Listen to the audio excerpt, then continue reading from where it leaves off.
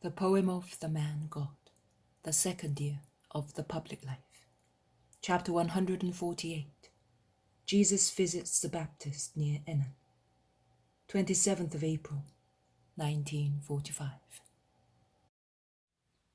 It is a clear, moonlit night. So clear that the ground appears in all its details, and the fields, covered with corn which has just come up, look like green silver plush carpets, on which the country paths seem dark stripes, watched over by the tree trunks that are white on the moonlit side and completely dark on the other. Jesus is walking steadfast and alone. He proceeds very fast along his way until he reaches a stream that is flowing down, gurgling towards the plain in the northeast direction. He goes upstream as far as a lonely spot near a woody slope. He moves to one side, climbs up a steep path, and arrives at a natural cave on the side of the hill. He goes in and bends over a body that is lying on the ground and can be seen only indistinctly in the moonlight, which shines on the path outside but does not illuminate the cave. He calls him. John. The man awakes and sits up, still drowsy, but he soon realizes who is calling him and jumps to his feet, then prostrates himself, saying, "How is it that my Lord came to me?" "To make your heart and mine happy. You wanted me, John. Here I am. Get up. Let us go out into the moonlight and sit and talk on the rock near the grotto." John obeys, gets up and goes out. But when Jesus sits down, he kneels down in front of Christ. He's wearing a sheepskin, which hardly covers his very lean body, and he pushes back his long, disheveled hair, which has fallen over his eyes, to see the Son of God better. The contrast between them is very strong. Jesus is pale and fair-headed. His hair is soft and tidy, and his beard is trimmed round the lower part of his face. John is like a bush of very dark hairs, in which two deep-set eyes can be seen. Two feverish eyes, I would say, as they shine so much in their jet-black setting. "I have come to thank you.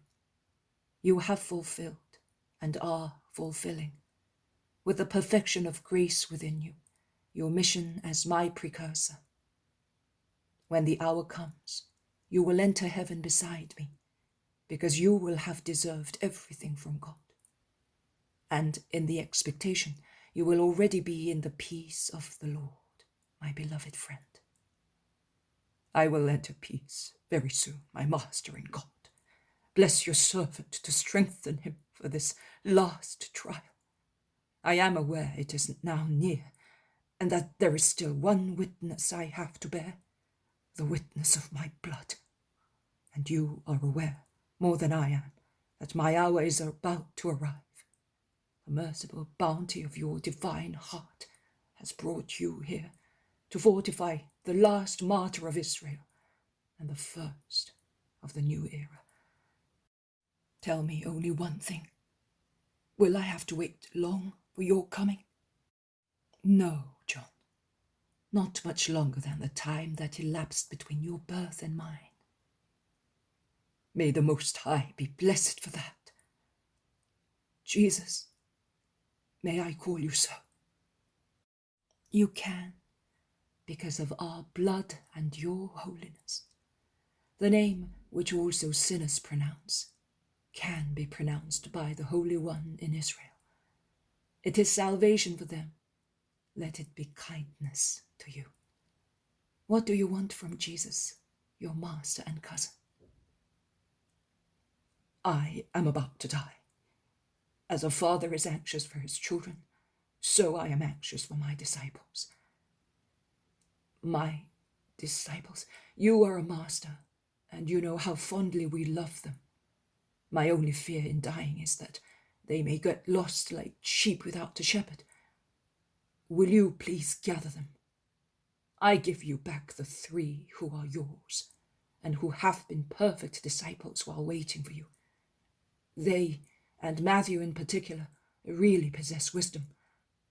I have some more, and they will come to you. Allow me to entrust those 3 to you personally. They are the dearest. And they are dear to me. Do not worry, John. They shall not perish, neither those 3, nor the other true disciples of yours.